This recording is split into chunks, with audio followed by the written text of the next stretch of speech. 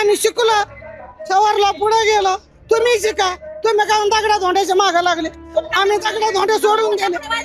आम्ही बाबासाहेबाचं संविधान वाचून राहिलो आणि ते दगडाच्या देवाला पुंजू राहिले. दगड कुठे देव झालेत का? हा, मग आमच्या नादी कोणीच लागू नाही. जय भीमचं रक्त असं आहे भाऊ. ऍक्च्युली मनुवादी सरकारचा हा विषय आहे उपवर्गीकरणाचा, की त्यांना आरक्षण बंद करायचंय. माग समाजातले लोक काय म्हणतात की महाराणी आमचं आरक्षण खाल्लं. हे आता काय म्हणतात मग लोक, का आमचं नाही, आम्हाला नाही. आणि हे कशा पुढे गेले? अरे आम्ही शिकलो, सवारला पुढे गेलो, तुम्ही शिका. तुम्ही काय दगडा धोंड्याच्या मागे लागले, आम्ही दगडा धोंडे सोडून गेले. आणि आम्हाला बाबासाहेबांना काय शिकवलंय आम्ही ते घेतलं. हा, तुम्ही गेले का कपडे बांधित हिंडाचे मागत, तसं आम्ही नाही. आम्ही सोडून गेलो. बाबासाहेबांना घोषणा केल्या. काय फरक झाला बुद्ध समाजामध्ये आणि मातंग समाजामध्ये बुद्धी वाढायची कशी? आम्ही बाबासाहेबाचं संविधान वाचून राहिलो आणि ते दगडाच्या देवाला पुंजू राहिले. दगड कुठे देव झालेत का? माणूस तरी देव म्हणलं चाल. त्याला भाकर मागितली तो देतोय, पण दगड देईन का आपल्याला देव? मग हे आमचं म्हणणं आहे. पण त्यांचं म्हणणं आहे आरक्षण आमच्या पण हक्काचं आहे. घ्या ना तुम्ही, तुमच्या हक्काचं तुम्ही घ्या, पण आमचा नका ना बंद करू. पण या ना, आज आम्ही तयार आहे तुम्हाला स्वीकारायला. वा सगळे जय भीम. आता बरेच जण असे सुद्धा म्हणतात की बौद्ध समाजामध्ये खूप लोक नोकऱ्याला आहेत, पैसा भरपूर आलाय, बंद केल्यात आणि खाजगीकरण केलंय. लोक काय काय आत्महत्या करू लागले. हा, हे सरकार आहे काय? काय आत्महत्या करू लागल्या शिक्षणासाठी? लेकराचं शिक्षण व्हायना ना, आपण फिया भरावा का खावा काय खावा असं झालं नाही. तर आजी आपलं गाव कोणतं आहे? माझं गाव, आता आम्ही इथंच राहतो सासऱ्यानं. तिकडे गेलं सापडगाव, जालना जिल्ह्यामध्ये सापडगाव. तर काय बदल जाणवतोय आता? तुम्ही आता इतकं वय झालं तुमचं, तर पहिल्याचा काळ आताचा काळ जाती झाला, खूप खूप बदल झाला. आणि बाबासाहेबांना दिलेल्या प्रतिज्ञाचं पालन करतो आणि बाबासाहेबांचं संविधान पुस्तक वाचतो, पंचशिलाचं 8 शिलाचं पालन करतो. आता हे माय झालं, वर्षवास सुरू झाला, हे 3 महिने, त्या 3 महिन्याच्या कालामध्ये आम्ही उपवास धरतो. आज उपवासात आहे, 8 शिलाचं पालन करतो आम्ही. हा, त्याचा बुद्धी वाढती. त्या दगडाच्या देवाला पण दिला ना बुद्धी वाढत. का पुस्तक वाचवल्या त्यांच्यात पुस्तकाच्या बळीमध्ये आपल्याला समजून जात आहे याच्यात काय आहे, पण त्याच्यात समजत आहे का? दगड बोलतो का आपल्याला? हा, मग आमच्या नादी कोणीच लागू नाही. जय भीमचं रक्त असं आहे भाऊ. आमचा मुख्यमंत्री झाला पाहिजे प्रकाश आंबेडकरची जाता. नाही, जय भीमचं रक्त असं आहे का माग हटणार नाही. ज्यानं बाबासाहेब वाचलाच नाही ते काय म्हणणार आहे? ज्याला माहितच नाही बाबासाहेब, त्यानं पुस्तकाच्या हातात घेतलं नाही, ते काय म्हणणार आहे? पण आम्ही रात्रंदिवस त्याच्यात आहेत ना. हे जे येणार आहे ते रात्रंदिवस संविधानात येत ना. बाबासाहेबांच्या सेवात हजर येत आम्ही. त्यांचं हे 22 प्रतिज्ञेचं पालन करतो आम्ही. हा, अधिष्ठान पाळतो. आता 3 महिन्याची अष्टशिले आम्हाला. हा बदल झाला पाहिजे ना. मग आता कुठलाही समाज असो, खूप बदल झाला आमच्यामध्ये. मग आता सारी 5 बोट सारखे आहेत का?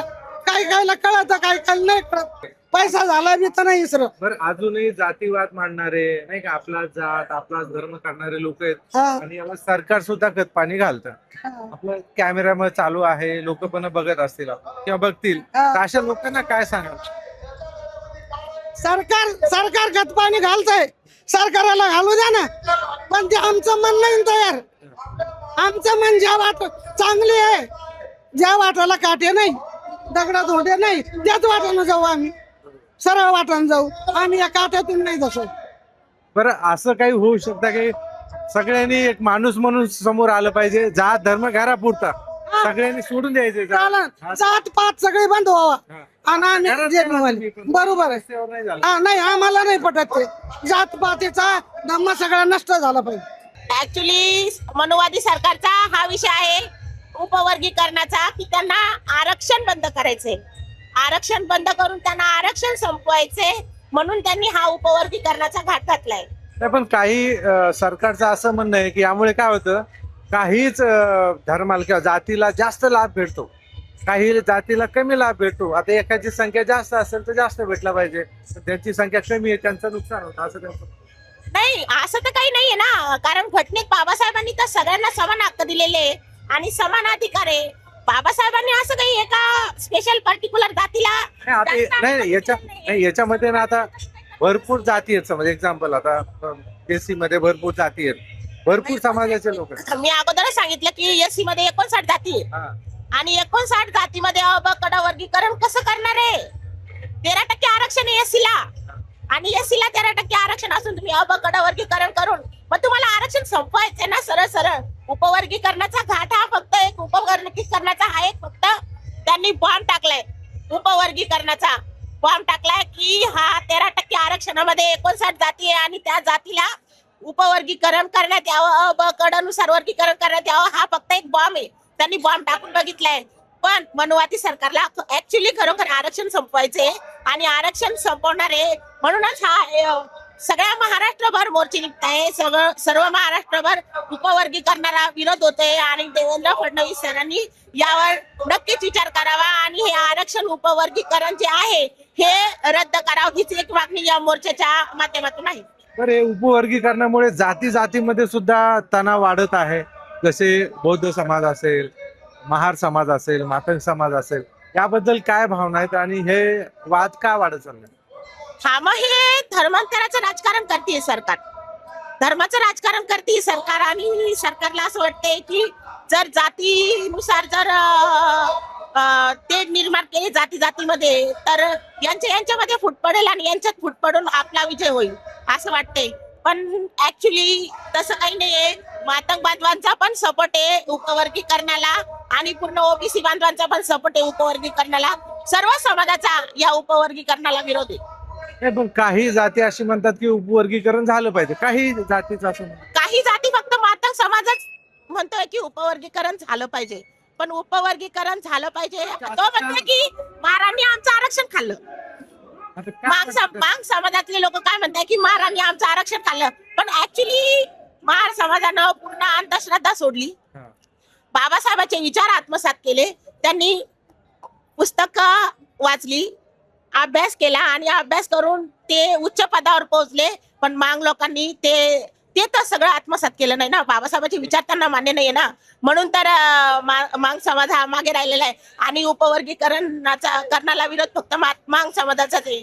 तर हा मातंग समाज आरएससीच्या नांदी लागून, काही मातंग समाजाचे 4-5 डोके आरएससीच्या नांदी लागून मातंग समाजाला भडकवत आहेत आणि आरक्षणामध्ये उपवर्गीकरण मागत आहे.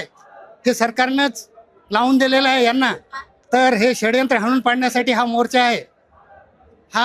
हे सरकार मराठा ओबीसी मध्ये भांडणं लावले, हिंदू मुस्लिम भांडणं लावले, धनगर आणि आदिवासीमध्ये भांडणं लावले, आधी बौद्ध समाज आणि मातंग समाजामध्ये हे सरकार भांडण लावत आहे.